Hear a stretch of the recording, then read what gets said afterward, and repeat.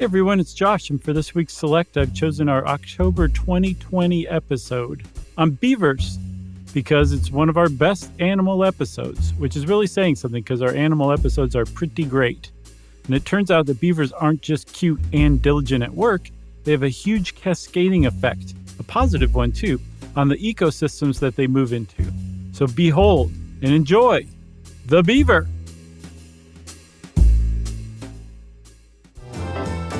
Welcome to Stuff You Should Know, a production of iHeartRadio.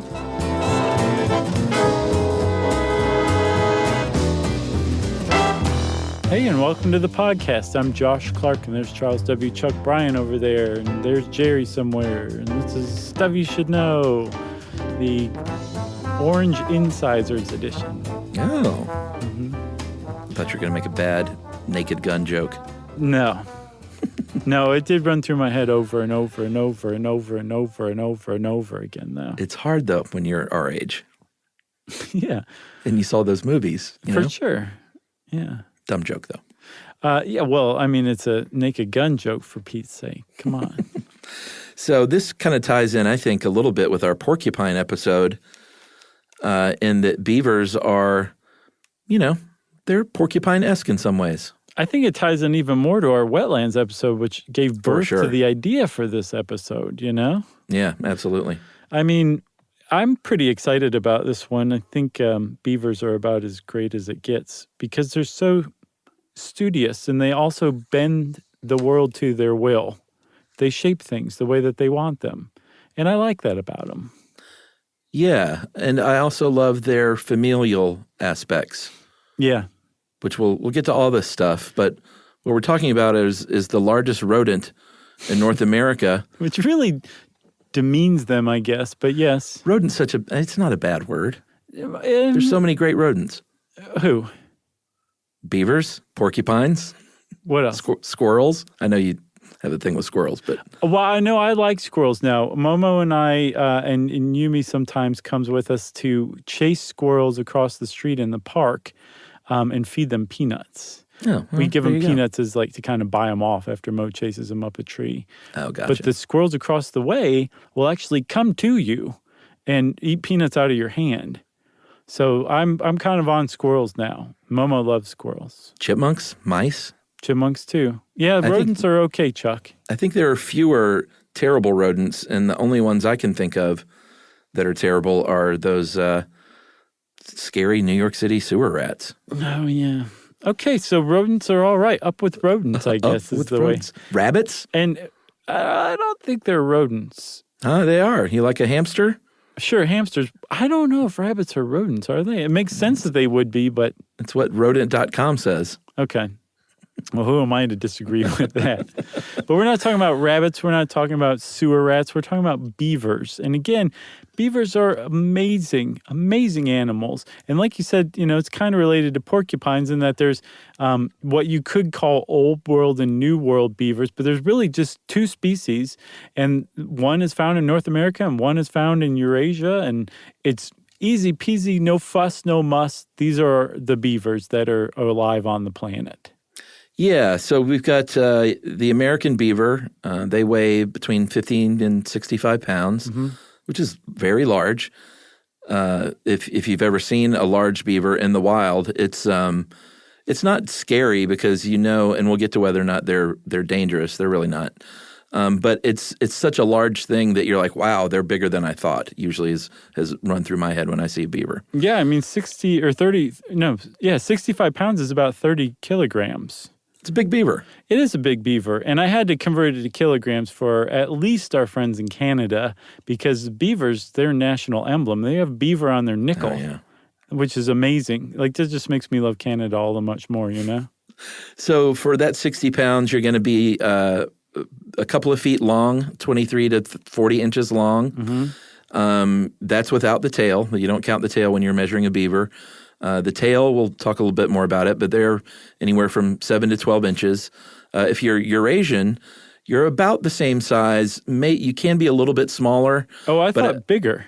Well, you can be a little smaller on the I think the range is bigger. Okay. So you can be down in the 20s poundage-wise, but up to the 70s poundage-wise. And you're probably a little bit longer, and your skull and your tail are going to be narrower, or your tail's narrower and your skull is smaller.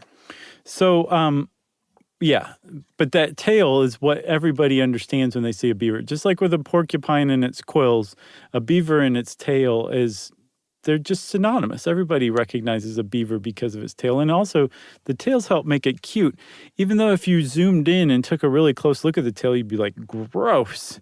You think? Yeah, it's scaly. It's got sparse, coarse hair associated with it. It looks like a blackjack that some old-timey, like, roughs would beat you up with. And yet, it's one of the most amazing appendages any animal has. It's like a Swiss Army knife, but for tails. Yeah, they're very useful in a lot of ways. They obviously, if they're swimming, and beavers, by the way, can swim 5 to 7 miles an hour. They have little web feet. They can close their ear holes and their nose holes, and they can roll a film over their eyeballs. Yeah, nictitating membrane. Yeah, it's amazing. So if they're going to be swimming, then that tail is going to be acting as a rudder and as a propeller. Mm-hmm. It's also, if they're on land, it's going to act as a little kickstand at times. Yeah, when they stand up on their back legs, they use their tail to kind of lean against to help balance. It's a big one for sure. They also, and this is a sure sign that you have frightened/upset a beaver, they will slap the water with their tail, in part to frighten you away, to say, like, don't mess with me. But also to warn other beavers because, like you were saying, they're familial. They are actually fairly social animals, and they live in family units. So they would want to warn, like, the wife and the kids back at the lodge. Yeah, and here's the thing. I spent a lot of time at a lake here in Georgia, and I have heard something which I thought was a beaver tail smash, but I'm not sure because I didn't see it. I have seen evidence of beavers eating tree stuff. Oh, yeah, yeah. And which we'll get to. And one day when I was in the lake, I saw a mammal's head coming toward me. And I don't know if it was we also have river otter, so I don't know if it was an otter or a beaver. Mm-hmm. But either way, it was a large head. And even though I know that they weren't going to, like, come after me, when that thing pops under the water, you're just like, where's he going? What's he doing? Where is he? Is he coming at me or not? Were you swimming in the lake at the time? Yeah, I was swimming in the lake, and I saw this large mammal head, dunk under. I could feel you. And if it was, I'm not sure how long beavers can hold otters can hold their breaths, but beavers can hold their breath for about 15 minutes, which is pretty remarkable. I think it's remarkable too. I mean, it really just goes to show, like, just how adapted they are for life in the water. And they are mammals, so they have lungs, so they need to breathe air outside of the water. But yeah, the fact that they can hold their breaths for 15 minutes, that they have nictitating membranes that cover their eyes like little goggles so they can see and work underwater. They spend a significant amount of their time underwater. In fact, they're most protected in water. That's where they can move the fastest. They can swim pretty fast, way faster than they can waddle on land. Sure. And a lot of their predators won't necessarily come into, especially deep water, after them. So when they're in the water, they're in their happy place. Mostly. Yeah, and imagine when they dive for 15 minutes and are swimming around. Mm-hmm. What do you think those fish think? Oh, here comes a beaver again. I mean, do they know, or are they just like, what in the world is that big hairy thing? I would guess that I would like to think they know. I like to think of communities of animals or ecosystems. Just they know each other? Yep, they know each other. They know each other's foibles. They've come to accept one another. They have their own things. But beaver foibles. They always kind of, they in the end, that when somebody, like a human comes in and tries to screw things up, they'll all band together and, raise money for the community center so that the developer can't buy it. So if you are a North American beaver, you can live pretty much anywhere in North America except for the desert because you want water around. You're probably going to be near a pond or a lake or a marsh or a swamp or a river. Your Asian beavers used to live all over Europe and Asia, but they were overhunted because at one point in time, wearing beaver pelts and beaver hats was like really high fashion. So now they're only found in Germany, France, Poland, Scandinavia, southern Scandinavia, and central Russia.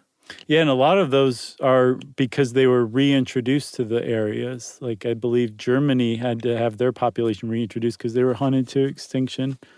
And How many beavers used to be here? Like 400 million? That's the estimate, is that in North America, prior to Columbian contact, that there were about 400 million beavers, and they were hunted down to near extinction, within the hundreds of thousands from what I saw, and were luckily held back from the brink. And when I say luckily, I don't just mean for the beavers, but I mean for the planet as far as North America is concerned, because one of the things that we are still learning but have come to realize is that the beavers are probably the most useful species on the planet, because they're one of the few species that alters their environment as radically as they do. Yeah, what are they called?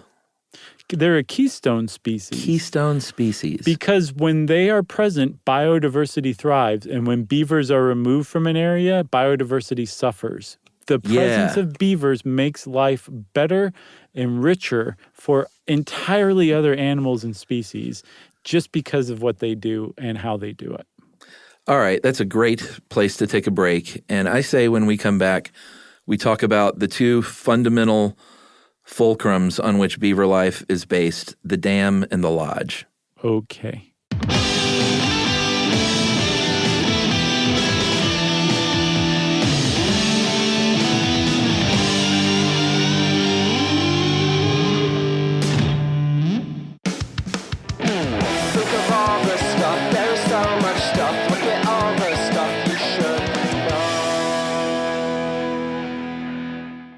All right, we're back. And there are a couple of things, you've heard busy as a beaver. It's I don't know if that's proven, but I think it is almost universally agreed that phrase came about because beavers are in fact very busy, and they work all day long building their homes and building dams. Their homes are called lodges. And you've probably seen, if you've ever been hiking and stuff in America, you've probably seen a beaver lodge by a river or lake. It's a little dome. Little hut. Made out of sticks and grasses and moss and mud. Maybe you thought a local witch had built it? Yeah, maybe. It does look like a little, what do you call witches' houses? Witch's house. I think there's a cottage. name, too. Oh, sure. I think there's a different name, but... A witch's house? There's a name for those? I thought so. No? I don't know. think so. Witch house? Maybe I'm thinking of covens. House of de witch? No, there's a word. I just watched The Witch, the movie again. I think there's a word for it. Man, I love that. That might be my favorite movie. We did a movie crush roundtable on that, by the way. It was really good. It is a good one. That's the guy who did The Lighthouse, isn't it? Yeah, Robert Eggers. God bless that man. I can't wait to see his Viking movie, too. Oh, man, I can't imagine. Okay. So the Beaver Lodge is, about 8 feet wide, a few feet high. They're on the banks of these ponds or on lake shores. They have, this is one of my favorite parts, many of them have a little underwater back door. Yeah. So it's like sort of a ski-in chalet if you're snow skiing. Yeah, which makes sense because, again, they spend so much time in the water, but also it protects them from terrestrial predators because they can get into the water and escape when a predator's like at their door. Yeah, and, they're nocturnal, they don't hibernate, but most of this action's going on at night. And everyone pitches in, the whole family. I don't think we said yet. They live with their children till they're about 2. And in a beaver lodge, you might find a mom and a dad who are monogamous mates for life. Yeah. And they might have their 3 almost 2-year-old children. And then they might have their little grandbabies. Yeah, because when they have their babies, which are called kits, which admittedly is not as cute a word as porcupets. No, but they're cute. But, dude, just baby beavers. Press pause right now, everybody, and go look up some baby beaver pictures. Those little tails. Oh, my God. They're cute. So they have baby beavers, and one of the reasons why they're so cute is because they stick around for so long, or they stick around so long because they're so cute. That's what I mean to say. Yes. But they stay as part of the family unit and help like work on the family lodge and dam until about 2 when they wander off. And then at 3, they start to mate. But they build their own lodge at age 2. And from what I've read, it's usually very clumsy. It's not in the best place necessarily. And so they kind of learn as they go. But they also learn from their family unit first, which I think is super cute. It is. I think we should talk about dams, though. I mean, the lodges are cool, and it's a great place to live if you're a beaver. But the dams is where they really that's where they get their shining moment as a species that really helps out the environment, because they help create these wetlands, don't they? Yeah, so a beaver will move into an area that's dry as a bone, that's maybe cropland, that's maybe timberland, that is not at all flooded. There's no pond or wetland or anything like that. And they say, this can be better. And so they find like a source of moving water, like a stream or a brook, maybe a creek, maybe a creek, something like that. And they stop it up. They build a dam, and they build this dam so that the water backs up behind it and floods this area and turns it into a wetland. And they do this not to irk humans or just for fun. They do it because they're altering the ecosystem to better suit themselves. Like I said, they survive much better when they're in the water. They move faster. They can work faster. So they actually make this ecosystem into an aquatic ecosystem where before there wasn't an aquatic ecosystem. And they do it all by building this dam. And the way that they build dams is magnificent in and of itself. Yeah, so, you've got your dam base, the foundation basically, where you're going to use mud and gravel that you get from the stream, and you kind of work together as a family and with your tail, and they're pushing, I say we're beavers all of a sudden, and you're pushing this mud and gravel up from the bottom of the stream. Yeah. And if, let's say, it's a place where the creek is running a little bit too fast and there's too much flow, they're going to say, you know what, we're going to take these sticks, we're going to pile these things up all along the bottom until basically it's like building from the ground up until they're strong enough to stay in place. Right, but they're so good at using their hands, and they're so strong. You said, 60, 65 pounds or about 30 kilograms. They're mostly muscle, too. They're really strong little rodents, especially for being like herbivores. They're like those vegan bodybuilders. But they'll take sticks and like plant them in the bottom of this stream or whatever and start forming a lattice work that they weave in between and fill up with mud to really stop up some, fast moving current. That's the level of manipulation that they're doing. They're building a dam that they eventually successfully back up the flow of water from. Yeah, which is I've tried to do that before, and it's hard to do. Yeah. My buddy Scotty and I, who, we went camping once in California, and it was when I was young and in the film industry, so there was a lot of time between jobs, and we just decided to stay and keep staying. And I think we ended up staying for like 11 or 12 days. Wow. And we wanted to build a waterfall next to our campsite, so it sounded better. So we spent days and days with sticks and big rocks and trying to reroute and change the river. And it was some of the hardest work I've ever done. Imagine doing that at like 48 inches long and only 65 pounds. Yeah. So they're not only building this thing up, they got their little kits and their children helping, like bringing up sticks and mud saying, Pa, Ma, is this okay? And they say, yeah, add it to the pile. And then once they're done, they like there's periodic inspections that go on. Yeah. Because they got to make sure that it stays strong, because that current just keeps going, and it's very easy to wiggle the right stick loose and all of a sudden it starts crumbling down.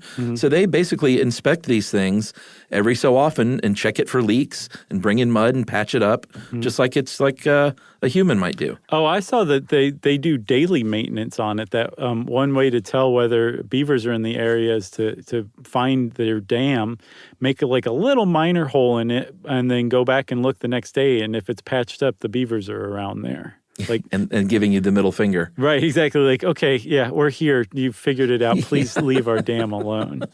But yeah, these things are like water tight for the most part, or they allow very little water through, or I guess from what I can tell, as much water as the beaver wants through. Like they're very willfully, deliberately constructed structures that will turn a dry area into a wetland. And when that happens, one of the things that they use to build this stuff with are trees around the area. And they use their teeth, those really, really sharp, strong teeth that I said are like kind of orangish at the very beginning of the episode. And they're orange because they have so much iron in them, which actually gives them that much more strength. Yeah, they're up to an inch long. They're super strong. They actually sharpen as they gnaw on trees, so it's not like it'll dull their teeth out. It actually sharpens them. And the other thing they're doing is they're eating that tree. They're one of the few mammals that, or maybe the only mammal that can actually digest cellulose. Well, porcupines can too, remember? Oh, that's right. Yeah, they can digest cellulose because they probably have a very similar kind of bacteria that helps digest it for them. But they digest a lot of the cellulose that they eat, and it's really hard to break down normally for mammals, though. Yeah, but like, you said, they're essentially creating these wetlands. They're preventing erosion.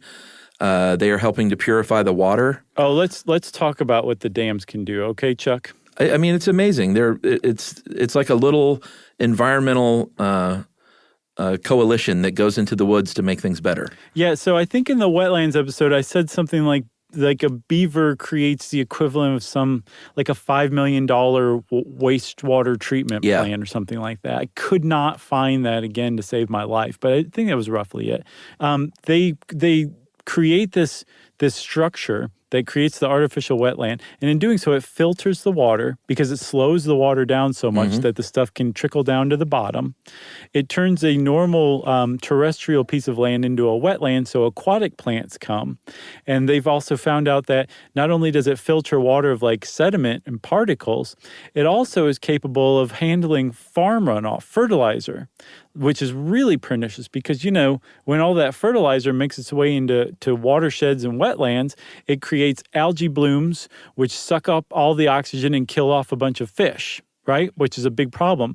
They figured out that beaver dams actually work against that by fixing nitrogen, excess nitrogen from fertilizer.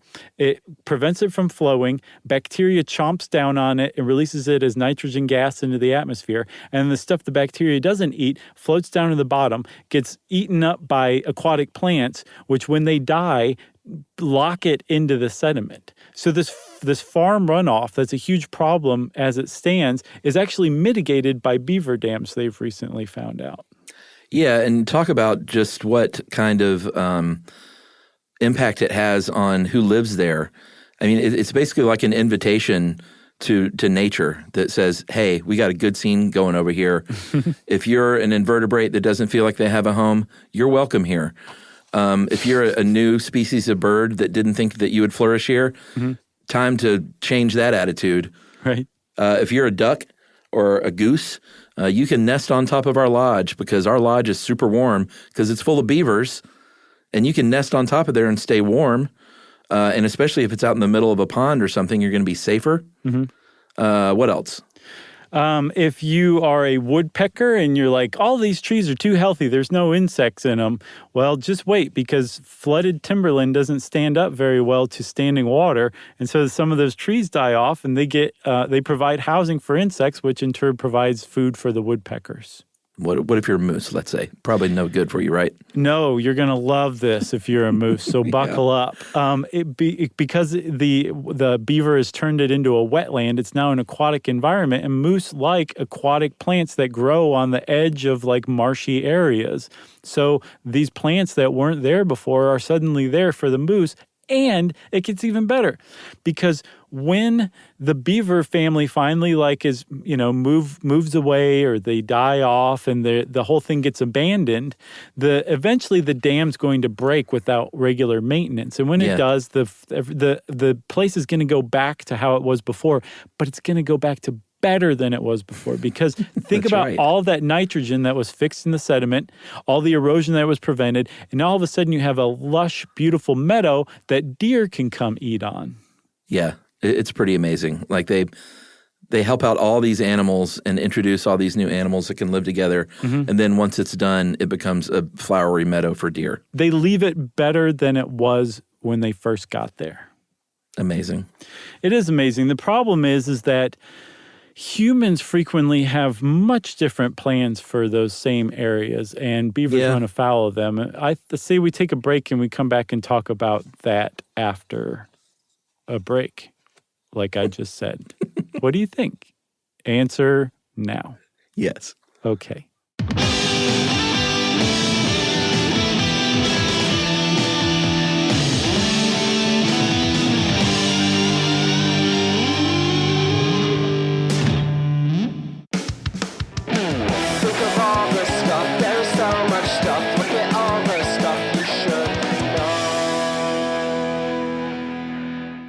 All right, so we love Beaver. You love Beaver, everyone out there listening. There's a lot of people who don't love Beaver. Is it Beaver? It is now. Okay.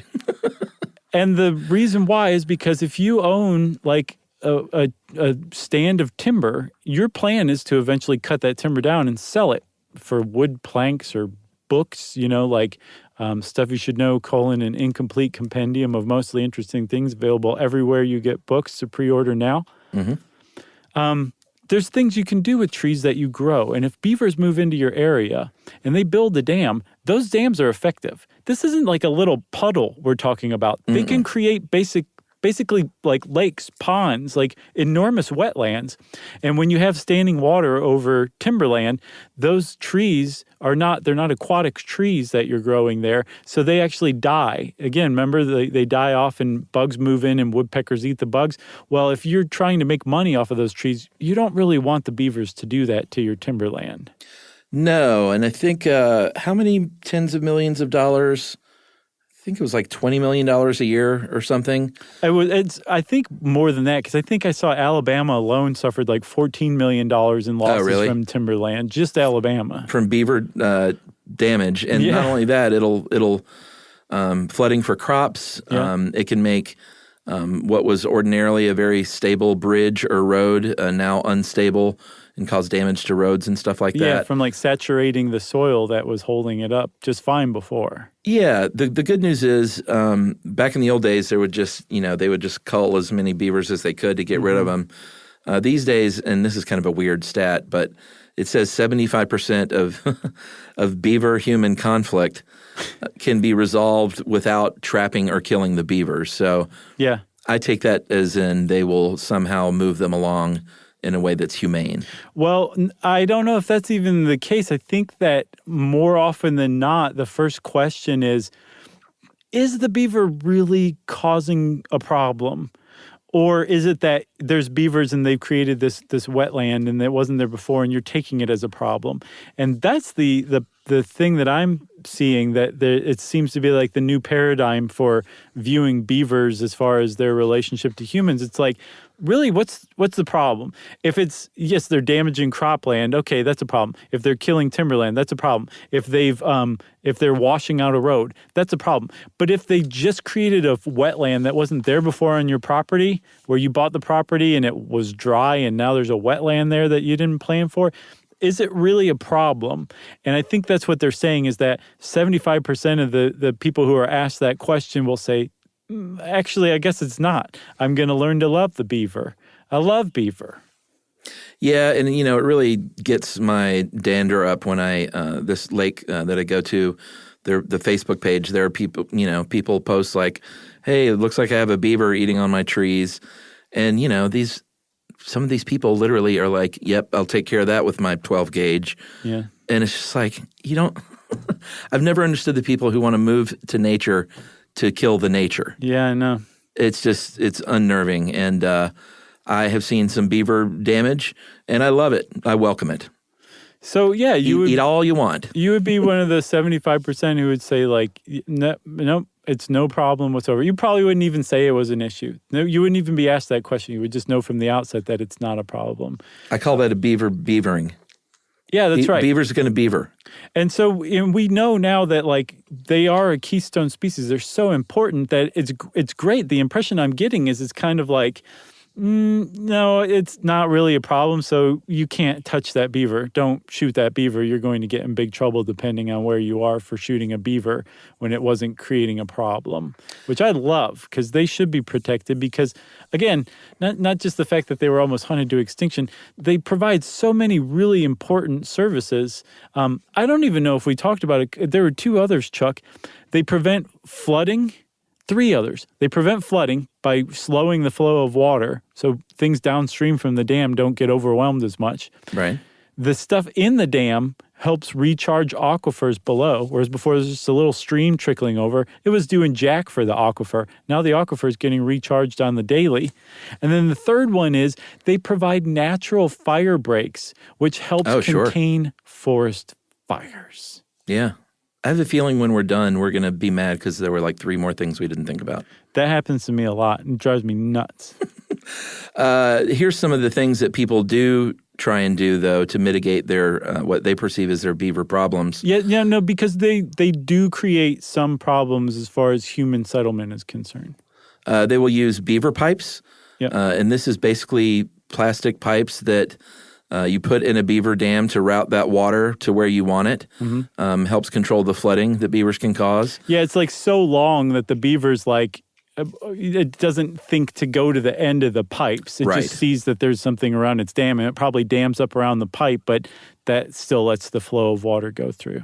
Yeah, this is kind of cool. They will build a pre-dam if they want beavers away from a certain place and in a different place. Mm-hmm. They'll basically say, hey, look over here.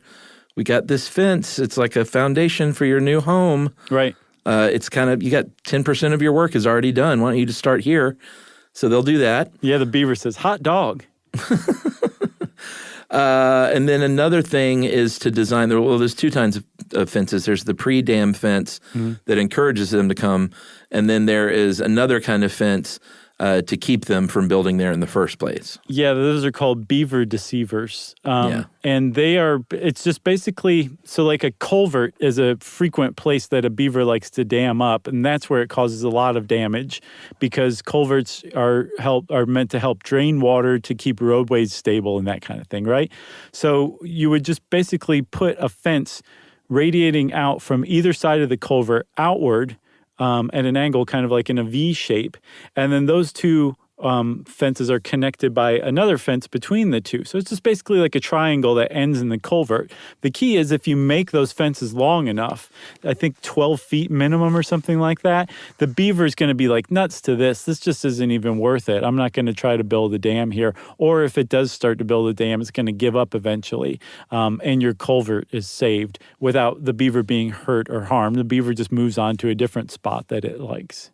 Right. And if you have a tree that you really love that you see has some beaver activity, you can wrap like chicken wire around the base of it if you want. Mm-hmm. There's also some special paint that you can paint on the trunk that apparently beavers don't like if you want to protect a certain tree. It's like the nail-biting stuff, I'll bet. Oh, my God. Somebody wrote in about that. What'd they say? I didn't see that one. I think they were just asking like what it was. I'm sure they still have it, but I don't remember what it was. I believe, remember Lee press-on nails? I think they had a sideline in that stuff. I'm sure it was. It's probably just like clear nail polish. Yeah. But it tastes like garbage. Yeah, that tasted really bad. It tasted like what? What? I thought it was like hot. No, it was bitter. Oh, okay. Yeah, I wouldn't like that at all. No, it was very bitter. I don't think we mentioned we should talk a little bit. We talked about the kits, but they do live in large groups. They're very social. They're called colonies. Mm-hmm. And they mate in the winter during the first few months of the year. The Eurasian beaver gestates for 60 to 128 days and have 1 to 6 little babies. And the American beavers gestate from 100 to about 105 to 107 days. Again, 1 to 4 little kits. And they are weaned around 2 weeks of age, whereas the Eurasian beaver is weaned at about 6 weeks of age. Right. And so, Chuck, I saw that beavers tend to live, like you said, they were monogamous typically. I saw that they live about 10 to 15 years in the wild, which is so cute. But you can also build a pretty respectable dam in that time, too. And I think actually the largest dam that they've ever seen is they think it is from many, many, many generations of beavers staying and working on it in Alberta, right? Yeah, it's huge. And I guess everyone just got in on the party. Yeah, they think since the 70s that some beavers have been keeping it Very up. appropriate. Yeah, pretty much. And those little kits, by the way, can swim about just one day after they're born. They're already swimming around. Right. So, like we said, I think that they are.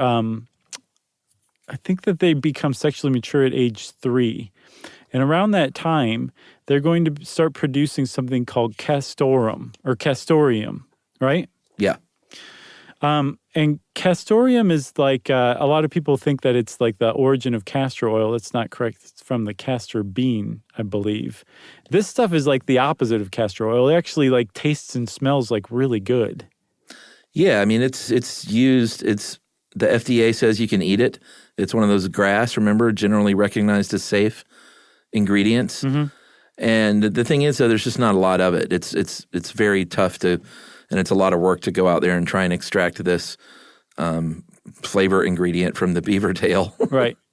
I think it says about 292 pounds annually total. Right. So I imagine it's expensive. It is very expensive, and you can still find in some places. I think I saw a whiskey that uses it. Ew. Chanel's perfume, what is it called? Coeur de Russie, I believe. It still uses it. Really?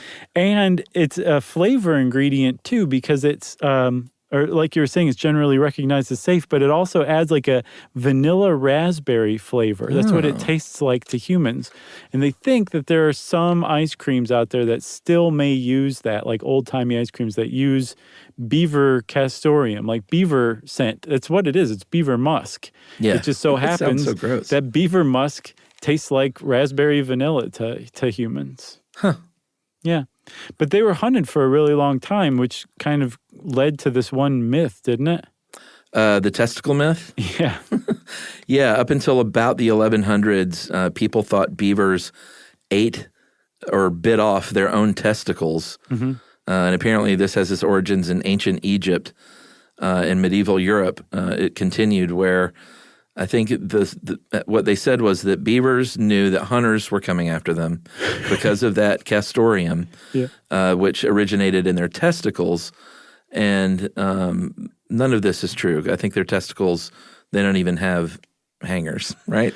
No, they don't. They're located inside them, which automatically disqualifies it. But also, so the beavers were basically saying like, no, you can't have my castoreum. I can't have it anymore either. I would rather bite off my own testicles than let you have them. Yeah. I guess maybe as a survival mechanism, like they thought the hunters would leave them alone if they didn't have testicles. But maybe. No, that's not true at all. And then there's one other great fact, Chuck, that I think you got to take us out with. The Pope in the 16th century said, you know what? That tail is pretty scaly, and they sure are in the water a lot. So during the fasting days, go ahead and eat that beaver. It's close enough to a fish. Yep, exactly. It qualifies as a fish. So you could eat beaver back in the 16th century thanks to the Pope. That's right. As far as I know, I teased earlier if they were dangerous. They're not. Beavers are very nice little fellas and ladies. And if there is a beaver that attacks somebody, it will make the news because it's so rare, and it probably means they're really sick. Yeah, they, like all mammals, can get rabies. But like porcupines, I get the impression that that's one of the few diseases you can get from a beaver. The thing is if they are rabid and they do charge at you, they can do some serious damage with those teeth. Like they can chew through 3-foot diameter trees. They can bite through your skin. And so if you get too close to a beaver, it can have bad effects. It's just, like you said, it's extremely rare. But I saw at least one guy's died from them in the last decade or so, right? That was just bad luck. So a guy in Belarus was trying to get a picture of a beaver and got too close, and the thing bit him in his thigh and bit through his femoral artery, and the guy bled to death from a beaver attack. He died just bad from luck. a beaver attack. His family has to live like that for the rest of their lives. Yep. Beaver attack. I know. And there's been some other attacks too, but yeah, I think they just kind of give beavers bad name unwarrantedly, don't you? shot through the leg. And you're to blame. You give beavers a bad name. Oh, goodness. Todd. Well, I guess that's it for beavers, huh? That's it. I'm glad we finally got to do this one. Leave them alone. Yeah, let them do their beaver thing. Beaverin', like Chuck says. Beaver's going to beaver. If you want to know more about beavers, well, then by God, you go find some beavers and study them from afar because they are nature's miracles. And since I said that, it's time for listener mail. All right, I'm going to call this Braver Angels. Hey guys, listen to your episode on swing states. You mentioned the dangerous level of polarization going on between reds and blues in America. Oh, yeah, thanks for reading this one. You're welcome. And I wanted to let you know that there's something we can do about it. There's a great grassroots organization with a specific goal of depolarizing America called Braver Angels, which organizes events to bring reds and blues together to have real nuanced discussions about things they disagree about and help us understand and respect each other. That's great. It is great. I mean, that's quite a service. Yeah, I would love to peek in on one of these meetings and maybe go to one. Yeah. They're doing a lot of online events now due to COVID, and among other things, just launched a campaign called Hold America Together to prepare a response to potential election-related conflict in November. Could you please tell your listeners about Braver Angels? Yes. And help keep our country together, because America needs this. Love to all the reds and blues out there, and you guys are great at what you do. Join the Braver Angels. That is from Krista, and just go to braverangels.org, BARAVERANGELS.org. BRAVERANGELS.org. That is correct. Okay, cool. That's fantastic. Thank you, Krista, and thanks to all the Braver Angels out there who are trying to keep the country together because, like Krista said, we kind of need it right now. And it is brave. It's daunting to step outside your echo chamber. Oh, man, it is. And it's just harder and harder because, you know, the echoes have gotten stronger and stronger. So to hear something other than that is like just almost like makes your brain melt, you know? Pretty neat. All right. Well, if you want to get in touch with us to let us know about some group or service that the country or the world is in dire need of, we want to hear about it. You can send us an email to stuffpodcast@iheartradio.com. Stuff You Should Know is a production of iHeartRadio. For more podcasts from iHeartRadio, visit the iHeartRadio app, Apple Podcasts, or wherever you listen to your favorite shows.